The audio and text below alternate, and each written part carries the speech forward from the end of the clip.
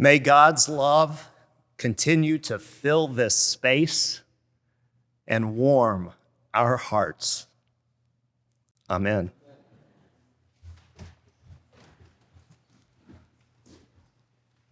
Good morning. So, according to the Oxford Dictionary, Google, the Beatitudes are, quote, supreme blessings. So speaking of supreme blessings, Della, Jerry, baby June, welcome. So I could talk about a lot of really good things, right? But today, I'm going to tell you about a time I was fired from my job. I was working for a hotel company with a well-established brand, one that is now known throughout the world and has a trajectory of great success. They are known for curated experiences, luxury service, and they take great care in selecting locations that highlight the backstory of the destination in which they exist. One of the principles that company is founded on is a commitment to maintaining an independent culture, one that complements the brand rather than works against it. Doing this allows the location to drive the story and not the hotel. Now, I'm going to tell you, all of those attributes are 100% in my wheelhouse. This is something I was cut out for. The opportunity extraordinary, and the future seemed limitless. All the boxes checked, and it looked to be one of the easiest decisions I had ever made. Then 3 years later, I got a call from the Vice President of Human Resources at 11 a.m. on a Tuesday morning. And I will tell you, he handled everything correctly, and I was clear on my termination and the terms of my departure. Then, he said to me, "You are one of the best. You are a visionary. You have great leadership skills. You inspire. Your work ethic is beyond reproach, and I find it difficult to believe that we are here." He said his observation was that it was like I was constantly pushing this giant boulder up a very large hill. And every time I got it to the top, there was someone standing there just waiting to kick it back down. Once it hit the ground, I started that climb over again, back up that mountain. And then he said, "Andy, this is a good move for you." I like that chuckle, because what I wanted to say was, "Well, thanks," and then just hang up the phone. But I look back on those words and the life I have today, and I say, you're right. Our path does not always have to be as complicated as we make it. Was the plan that we work so hard we lose ourselves? I don't think so.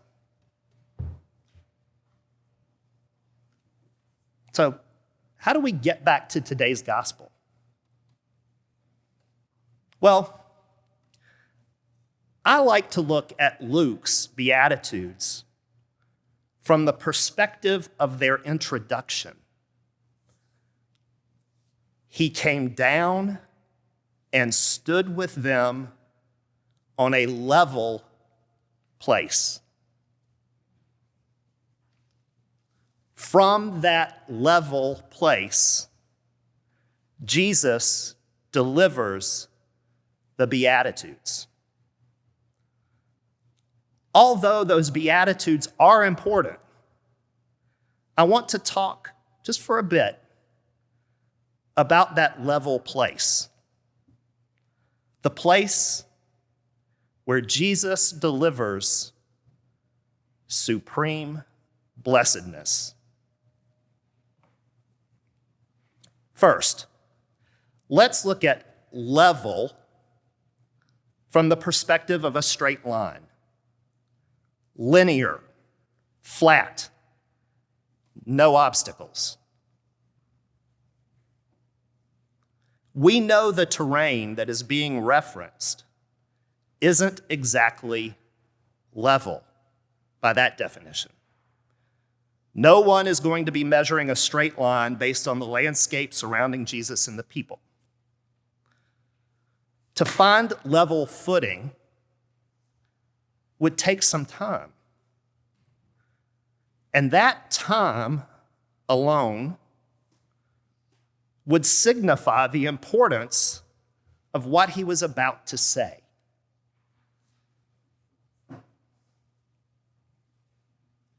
But what about level as a scale? Perfectly in balance. The statement could also imply that he positioned himself on the same level as the people receiving the message. He, the Messiah, stepped away from a position of power and strength to a place of unity. Still a leader, but no longer in a position of power. Level now takes on the meaning of equal.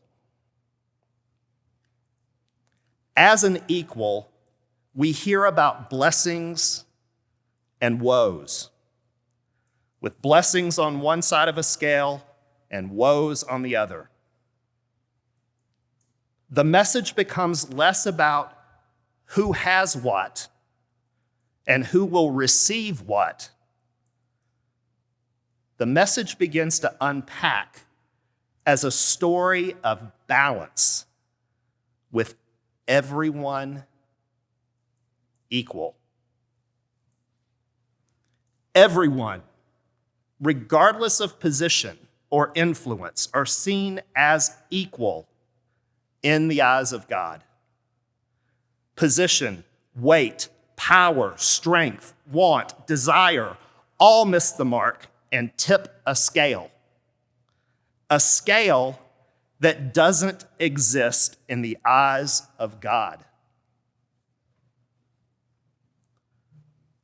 When we see these blessings in that perspective, we suddenly are right back at a word that drives us here at Emmanuel: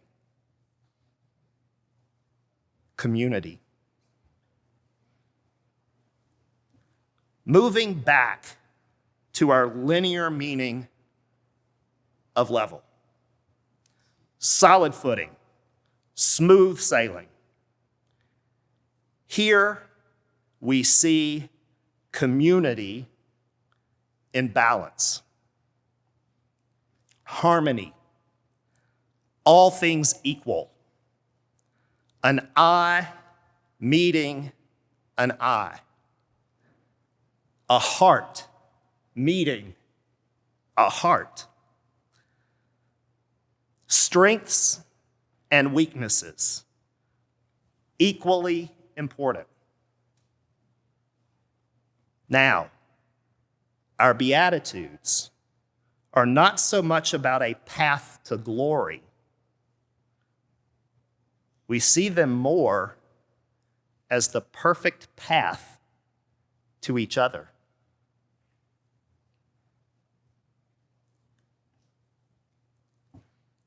I remember walking into my office after that phone call, freed, as my HR director had just told me, of the burden of that boulder. Finally, I crested the top of a hill I had been trying to climb for years. I realized I was looking into the eyes of people around me and sharing the story of my termination with a smile on my face. Instead of fear, there was comfort coming directly from those I was telling. Their support was solid, level, reassuring, uplifting, strengthening. I found community. I found love exactly where there should have been uncertainty. I found strength to carry on and an understanding that the net result wasn't a definition of talent or failure, rather one of cultural fit. When I understood that I am a person, not a position, then I soared. This came not out of talent, but out of community. So, however you choose to look at level, as a straight line or a balanced scale, either one emphasizes that our purpose here isn't to be the best at something, but to be our best self. When we do this, well then, I think we receive our supreme blessings. Amen.